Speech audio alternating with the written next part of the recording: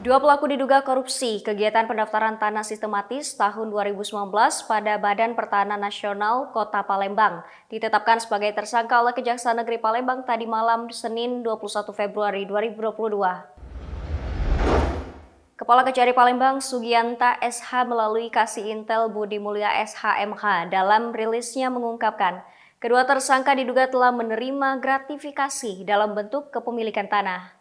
Kedua tersangka tersebut berinisial AZ dan JK. Kasih Intel Kejari Palembang tersebut mengatakan masing-masing tersangka yakni AZ saat itu menjabat sebagai tim adjudikasi atau penyelesaian konflik di luar proses peradilan.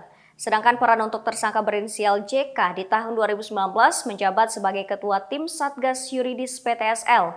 Kedua merupakan ASN pada Dinas BPN Kota Palembang.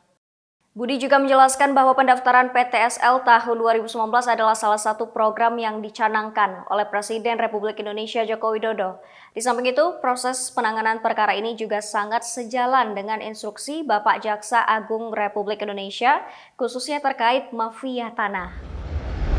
Atas perbuatannya para tersangka tersebut disangkakan pertama dengan pasal 12 huruf A atau kedua pasal 12 huruf B JO pasal 18 JO Undang-Undang Republik Indonesia Nomor 31 Tahun 1999 tentang pemberantasan tindak pidana korupsi.